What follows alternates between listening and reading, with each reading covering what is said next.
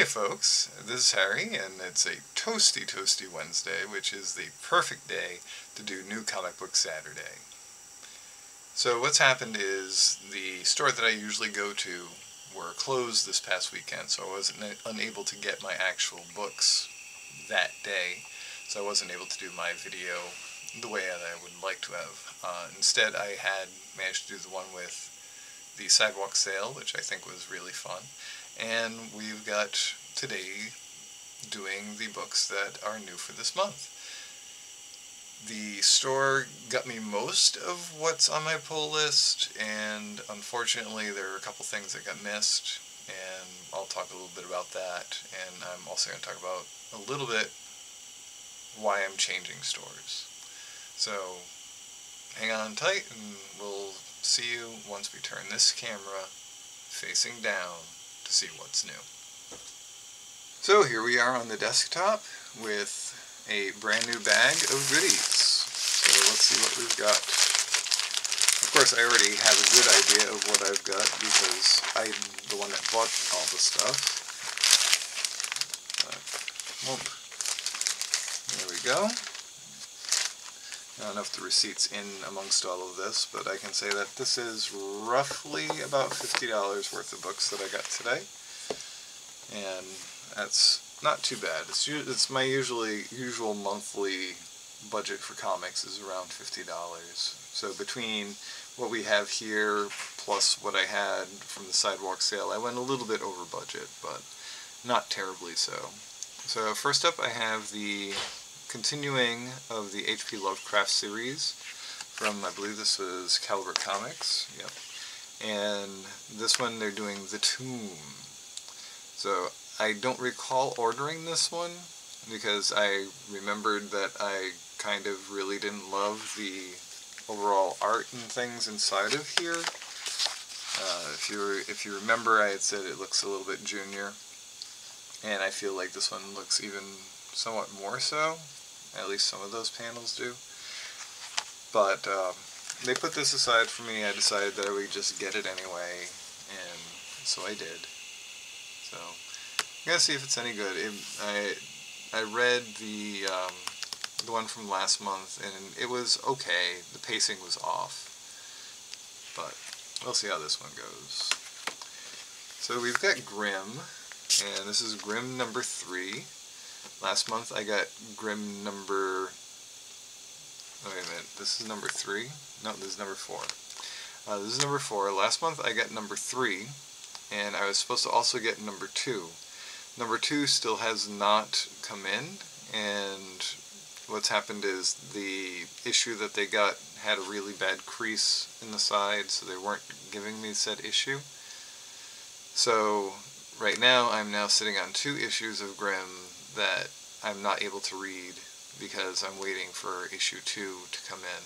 So it's really a distributor issue from my understanding, but I'm really starting to really want to be able to actually read this series. So I might stop by the other comic book store this weekend just to pick up a non-foil number 2, or see if they have a foil number 2 that's not wrecked. So next up we got Pentagram of Horror, and I believe that this is number 4. Yep, number 4 of 5. This has been a fun series so far. Last month's issue was really good, and I'm hoping that this month is going to be just as good. And we're seeing, once again, this is the same kind of cool art. I like this one's using a lot more of the sepia yellow. So it's a nice horror, and it's a good horror anthology. I've been really enjoying that. So that's that one. Next up, from Black Caravan. So Pentagram of Horror is from Black Caravan, and so is this Phantasmagoria. So it really has the look, very similar look as Pentagram of Horror, and when we take a peek inside, you have this really, really cool black and white art that I'm really in love with. I love, love, love how high contrast this is. So, very much into it. This here, that just looks awesome. Alright, so Phantasmagoria, I'll let you know how I like that one. Beware the Eye of Odin, number 3. So this are the first 2 issues I read last month, and I've really enjoyed it so far. I'm really looking forward to seeing how the story is going to go and what's going to happen next. The characters are very well developed. The style of the illustration I really enjoy, and it has this very Disney-ish look, but it's not a Disney-ish story. And right on top we have one of my favorite characters who keeps saying that she is Valkyrie, and she may or may not actually be a Valkyrie. But yeah, the overall thing that I'm getting from this series, the overall feeling I'm getting from this series is I love this. I love what it's doing. They have a good understanding of how to tell a story, and they tell a story using the comics format in a great way. So one of the things that Alan Moore had said is you need to use comics as a medium to tell a story that you can only tell in comics as a medium. And they're borderline on that. It's very much so. I could see this as a cartoon. I would love to see this as a cartoon. And so this has the same kind of cool wraparound cover. This guy's weapon, which is an anvil on a chain, is amazing. They get into how he made that in issue number 2, I think it is. And yeah, Beware the Eye of Odin, very good. New for this month, we got Cover the Dead with Lime from Blood Moon Comics. So I got this because I saw this cover, I saw this plague doctor, and I said, yes, please. So it really looks like it's going to be a fun, creepy story. I just got it based on the description and previews, and yeah, it looks pretty cool. And when you look inside, it looks pretty gnarly. The art is interesting, stylization's interesting. Oh, what's interesting, another interesting thing, as I keep saying interesting, is this Usher of the Dead. The comic store put this aside for me because they thought I ordered it, but I did not order it. But part of me is like, I should have got it. Because now I'm looking at this ad, I'm like, oh, I should have got it. That looks really cool. And I'm actually really enjoying this ad right here. This art reminds me 100% of the Werewolf Clan books. So, because the way that font is, that's the font from the Werewolf Clan books. I recognize that immediately. And just seeing the wolves and the bears and stuff, I'm like, hey, is that a lycanthrope thing? But yeah, so this Cover the Dead with Lime, there's 3, 6, 7 different variant covers. But yeah, this looks pretty cool. And I got it because just the covers look pretty neat. The Great Plague ravishes. The Great Plague ravishes England, killing thousands in its first year. Housebound infected homes are marked with a painted red cross, warning of the spread as plague doctors are sent into towns to face the impending doom. It sounds interesting. I think that'll be cool. Alright, Bloodstained Teeth, number 4, has arrived. Gonna get to see Mr. Bite go further into his quest to destroy the vampires that he created. So I'm looking forward to seeing how that goes. There's, on the back, you got Bram Stoker. So, figures prominently in the story, and I just opening to a random spot. How cool. That art is so cool. So, some trippy stuff going on in this one.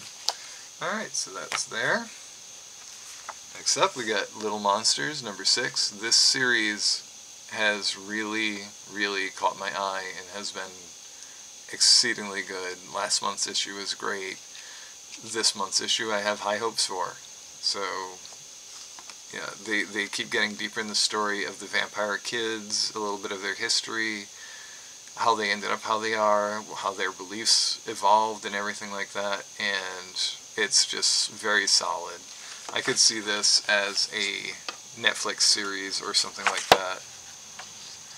It really has powerful, good storytelling. I'm really into it. Really into it a lot. So, but we always do everything together. I love the quotes that they stick on the back of this one.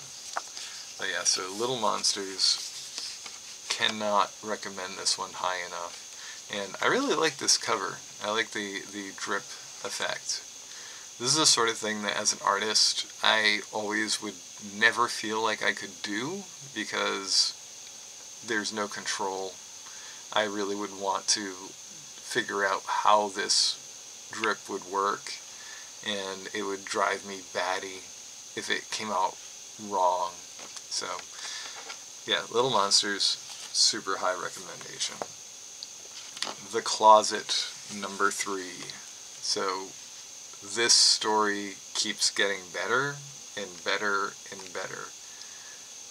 I think that there's maybe one more issue after this, and I'm going to keep an eye on this creative team to show up again in another comic, because I would buy the comic in a heartbeat with as good as this has been.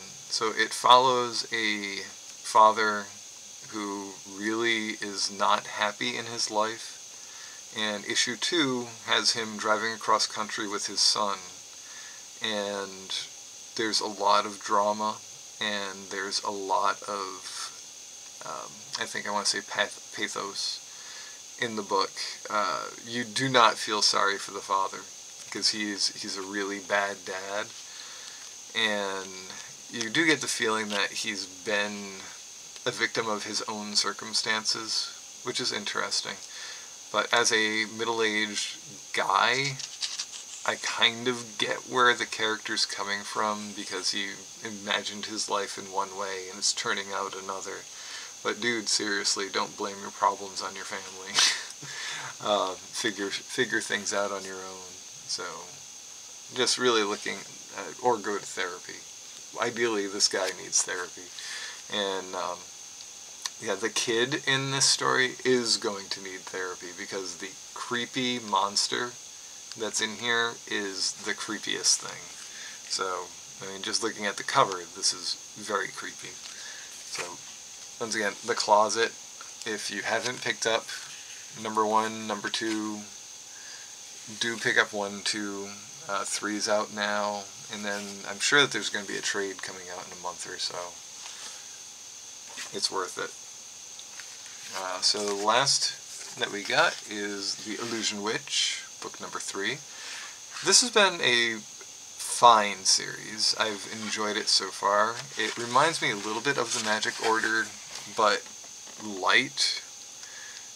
It has a bit of silliness. You see them over here. I'm looking at this upside down, so forgive my hands having a hard time pointing sometimes. Yeah, this cute little talking animal is from the magic world and comes to her to kind of tell her that she's a magic person, and she's going to be part of how to save the magic world. And of course she's going to listen to the hero's call and go to the magic world and probably save the day. So it's not been a bad series. It is 100% not what the title makes me think it would be. So I'm not sure what to think of that. But I've enjoyed it. I haven't loved it. And again, they stick on with the same back cover of her in that skimpy outfit, which I really don't know why. I mean, I know why, but in all sincerity, I really don't care for it. I'd rather them have art more like this back page here, where they talk about some of the author stuff and things like that. I'd rather it be something like that than this cheesecakey. It looks like was it Michael Turner, I think his name was. They used to do Fathom. It looks like that for artwork, which nothing wrong with that if you're into it, but I'm not really into it, so is what it is. So that's what we have for new comics this month. It's a pretty nice pile.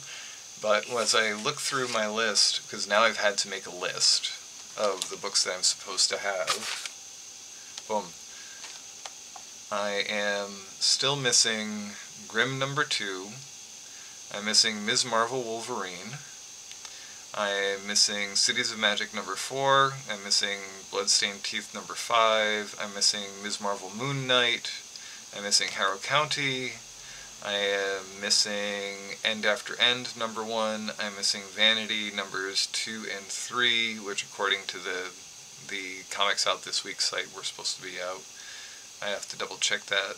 So I'm missing about 7 books that were supposed to be in already. And when I was talking about I'm going to be switching stores, this is one of the reasons why I'm switching stores. So they're a fantastic little store that I'm going to. It really is just a shed in somebody's backyard. However, at the same time, like, they're really good people, they're really good, like, caring folk. At the same time, I don't want to be chasing after back issues. I don't want to miss anything. I don't want to fall a month behind on any of the stories that I'm reading. I don't want to have a month where I'm going and they say there's nothing, and then I end up going the next month and I'm spending twice as much because I'm on a budget.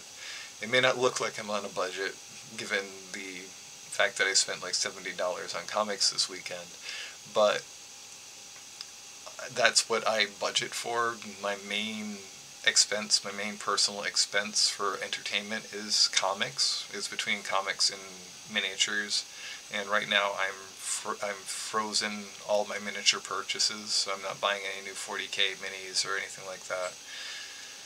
So all that said, I've decided to switch stores, and I'm going to be doing online now. So I'm going to be doing the discount comic book service, DCBS.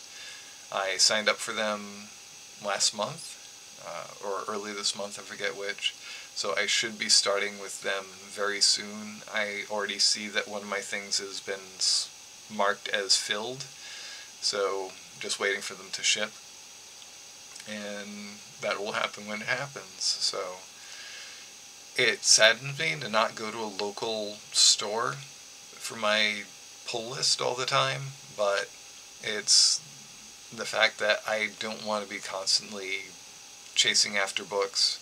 I don't want to be missing a book and then have to get it, and that's what I've been really afraid of happening, and it's happened a couple times already. So the main thing I want to do is be able to get my books regularly and get all the books that I want to get. And with DCBS, it's going to let me do that. And not only is it going to let me do that, it's going to let me do that at a discounted price. Plus, they're going to come with all of the bags and boards and everything. So, that said, I think I have at least 1 or 2 more months that I'm going to be going to my primary comic shop, and I'll be interspersing it with some trips to the other local store. And I just told myself I can always still just go to Rubber Chicken, the other local store, if I want to take a look at books and see what they have, especially when they have sales and stuff. So that's it. I'll probably go this weekend, pick up the books that I'm missing, and I'll just let the store know, like, hey, yeah, I'm missing these, and I'm just going to go buy them somewhere else, because I can't stop. Well, I can stop reading, but I don't want to miss out on any of this stuff. I don't want to miss out, like, I don't want to have a situation where Cities of Magic #4, that's what I'm missing, right? Yeah, so, yeah, where that, like, sells out, or I have to, like, #1, I had to order from the publisher. I don't want that to happen. I don't want to have to spend twice as much to order something. I don't want to have to go order something on eBay. I don't want to have to go order something, on any of the other internet sites that it would be a really good deal if I was ordering 15, 20 books, but since I'm ordering one, now I'm paying like twice as much in shipping. So, Anyways, that's my grievances for the day, so it's enough kvetching. I will see you guys next month with an entirely new comic book haul. I might have other similar videos that'll be cropping up on the channel, unless it's station. It's not a station, it's a channel. And we will see you when we see you. So coming up, we're going to have, Giacomo's been taking requests, so he's going to have his own song. He's going to have a couple more songs coming. Gus has a video he wants to do about riddles and things like that in role-playing games. We've been talking about doing a review of the role-playing game Deathbringer, and we've decided that we really want to play the game more before we actually do a review of it. And at some point, Giacomo wants to do his video about simplification in character generation, but he's really had a hard time kind of putting it together in the most simple way. So what's funny is his character, his Vampire the Rock character, he's already played him. The like 3 or 4 sessions that we did of that are already long in the past, and he's still had a hard time talking about how he went through simplifying the character. But anyways, that's what we've got. So thank you for joining us. Don't forget to like, comment, subscribe. If you want to know anything about any of the books that we have taken a look at, just go ahead and drop a comment. If you want to know a lot more about it, say, hey Harry, I want you to do a review of it, and I will do a full review of this series whenever the series is over. So without further ado, thank you and have an awesome day.